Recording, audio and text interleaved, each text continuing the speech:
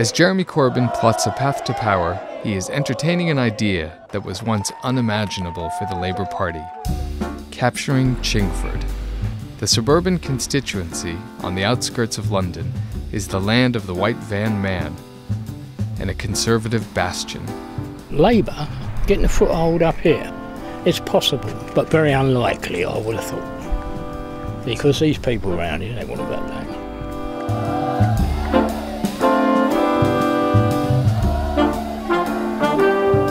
Corbyn drew a surprisingly robust crowd when he spoke in Chingford after last year's general election. Look at you all here today. We're young, we're old, we're black, we're white, we're everything. Because we're united on the kind of world we want to live in and the kind of society. Labour lost the Chingford and Woodford Green seat by less than 2,500 votes. But standing in its way is history. Chingford has been represented over the years by Winston Churchill and later Norman Tebbit, one of Margaret Thatcher's closest allies. And for the past 26 years, Ian Duncan Smith, or IDS as he's better known. His hard line on Brexit and benefits have made him a bogeyman of the left, but beloved by William Tozer, a retired delivery driver.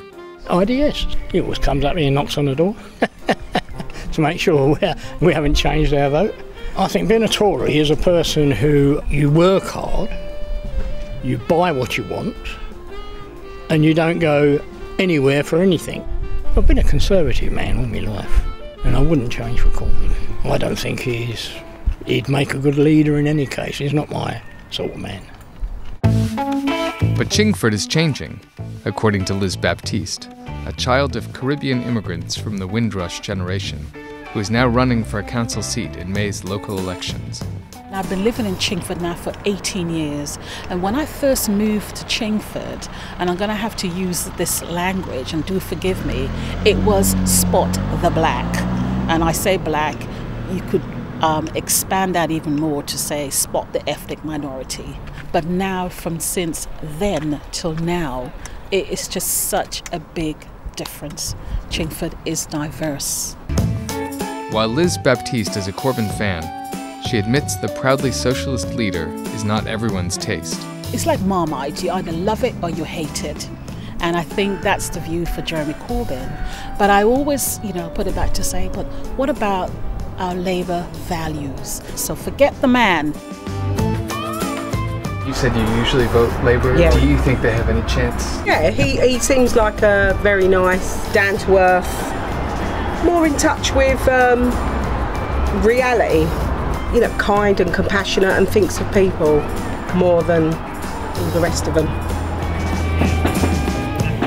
Gentrification is also shaking things up, particularly in the Hyams Park neighborhood.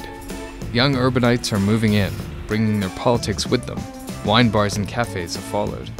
The newcomers have been priced out of central London. Tim Bell, who works in video production, moved 6 months ago from Hackney. Couldn't afford a house there, so we've just had to move further out. And yeah, here seemed like the best value for houses and schools. He has his doubts about a Labour takeover anytime soon.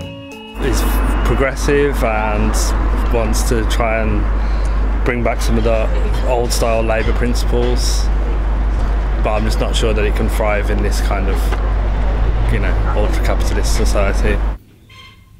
Labour put up a good fight last year, John Moss, chairman of the local Conservative Party, concedes. But he still can't see them luring the white van men of Chingford.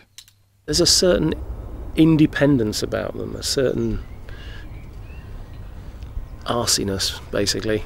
Making your own way in the world with your own van and your own tools. They work hard, they make their money, they buy their house, they want to see their kids set up.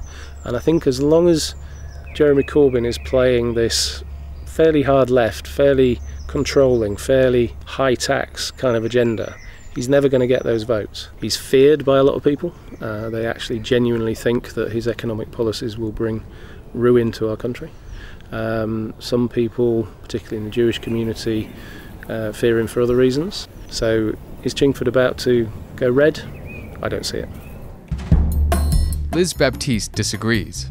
Cuts to education and other bread-and-butter issues are awakening dormant voters, even affluent older voters. If you take, for example, housing, it's very difficult for people to buy property. So you find people who were die-hard Tories are saying, no, enough is enough. We want better for our children. We want our children nearby. Why should they have to move to Milton Keynes? It's a lot to balance for Anouska Atherton, who has always voted Tory, but who recently moved to Chingford for its better schools and ended up voting Labour. People are stuck between a rock and a hard place here. Certainly I would be very happy to vote Labour going forward. I'm not in the privileged position financially I was previously, but I just could not have Jeremy Corbyn as our Prime Minister. But you voted Labour. I did, here. Because I'm kind of torn, because Ian Duncan-Smith is my local MP. Okay. So I kind of voted tactically, not that it made a difference. And what is it about Ian Duncan-Smith? My father was a miner in the strikes and that kind of thing, so I've got a lot of family history that go with that kind of personality. So it's not easy to vote for an arch Tory? No. Labour thinks Chingford is for the taking, but it will require more than changing demography to defeat the Conservatives here. Jeremy Corbyn will have to swing some voters in the middle and convince those who had given up on Labour that it is alive and well in Chingford after all.